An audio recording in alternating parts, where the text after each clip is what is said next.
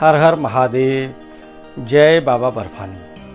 आज हमरो ब्रज यूपी की टीम बाबा अमरनाथ के दरबार में आपको लेकर चलती है।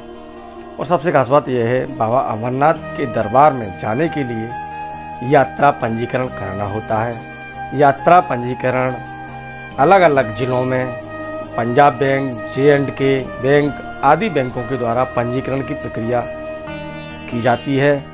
सबसे पहले यदि आपको अमरनाथ यात्रा पर दर्शन के लिए जाना है तो आप सबसे पहले अपने निकट ही जिस बैंक में पंजीकरण फार्म प्राप्त हो रहे हैं उसमें जाकर संपर्क करें और इसी के साथ वहां पर पंजीकरण फार्म लेने के बाद में उसको अपने नाम, पता, तमाम जानकारियां उसमें अंकित हैं उनको पूर्ण करें। उसके बाद में जिला चिकित्सालय जाएं, वहां पर डॉक्टरों का एक पैनल होता है।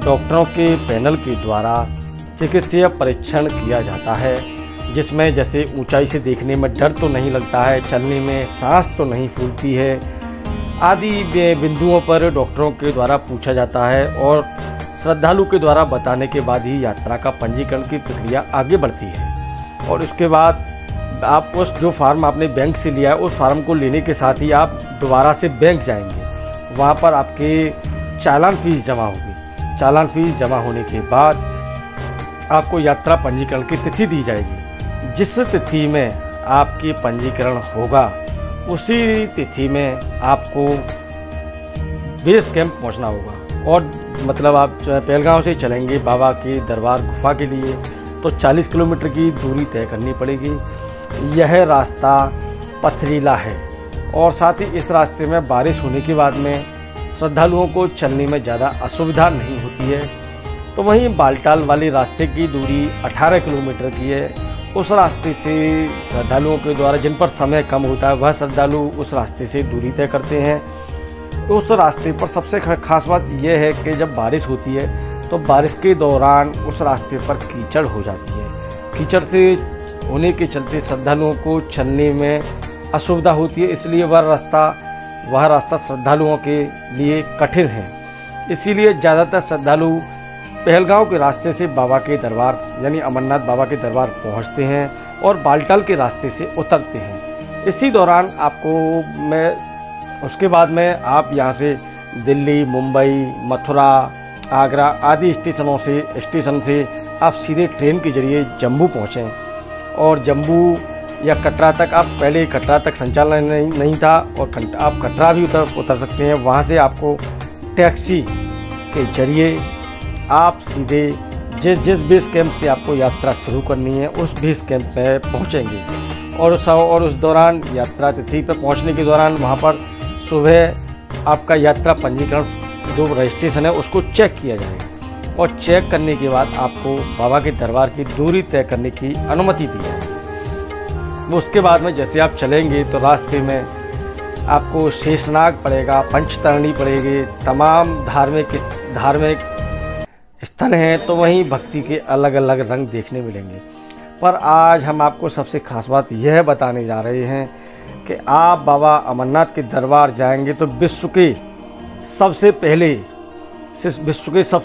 पहले चिनाब नदी ब्रिज को पार करते हुए आप ट्रेन से बाबा के दरबार पहुंचेंगे। और यह सबसे खास बात यह एक श्रद्धालुओं के लिए एक मतलब सपना है, जो कि विश्व का सबसे ऊंचा ब्रिज है जिस पर ट्रेन के जरिए श्रद्धालु गंतव्य की दूरी यानी बाबा के दरबार की दूरी तय करेंगे। यह एक श्रद्धालुओं के मन में यादगार हमेशा रहेगा। चिनाब नदी पुल के जरिए हम बाबा के दरबार गए थे। उसके बाद में आप वहां पहुंचेंगे, बेस कैंप से यात्रा शुरू होगी। शुरू होने का पंजीकरण चेक के बाद में आप आगे बढ़ेंगे धीरे धीरे। और यात्रा के दौरान आप अपने साथ बरसाती, टॉर्च, छाता, गर्म मोजे, जूते सही क्वालिटी के होने चाहिए जिसमें दाने होने चाहिए ताकि वह बारिश के दौरान वहाँ फिसलें नहीं। तो वहीं जैसे आप शेषनाग पहुँचेंगे तो इस यात्रा में समय अवधि रहती है, क्योंकि शाम के वहाँ पर दिन जल्दी छिप जाता है, तो इस कारण यात्रा की अनुमति भी आगे की वहाँ पर तैनात सुरक्षा कर्मियों के द्वारा दी जाती है। और यदि आप चाहेंगे तो शेषनाग में आपको रुकने के लिए पर्याप्त इंतजाम है। वहाँ सेवादारों के द्वारा जगह जगह शिविर लगाए गए हैं। इन शिविरों में श्रद्धालुओं के लिए मूलभूत सुविधाएं की गई हैं और श्रद्धालुओं को वहाँ सेवादारों के द्वारा भोले कहकर पुकारा जाता है। वहाँ पर श्रद्धालुओं को भगवान शिव का साक्षात रूप माना जाता है। इसके बाद आप यहाँ से जब शेषनाग से आगे बढ़ेंगे तो आपको गणेश टॉप पड़ेगा। गणेश टॉप एक बहुत ही अलौकिक नज़ारे के बीच बसा हुआ स्थल है। इस स्थल के नज़ारे की बात करें तो चारों ओर घनी पहाड़ियाँ हैं। पहाड़ियों पर सफ़ेद बर्फ़ की चादर है, तो वहीं गहरी खाइयों के बीच चारों ओर हरियाली एक अलग ही या छटा बिखेर रही है। गणेश टॉप से आप जैसे बर्फ़ मिलेगी, पहाड़ मिलेंगे और तमाम अलौकिक नज़ारे मिलेंगे, पर आपको हरियाली नहीं मिलेगी। हरियाली आपको शेषनाग और गणेश टॉप तक ही मिलेगी। उसके बाद में आप पंचतरणी पहुंचेंगे। पंचतरणी पे बालटाल से आने वाला रास्ता और पहलगांव से आने वाला रास्ता दोनों मिलते हैं इस स्थल पर पंचतरणी पे, और हेलीकॉप्टर की सेवा भी यहीं तक रहती है।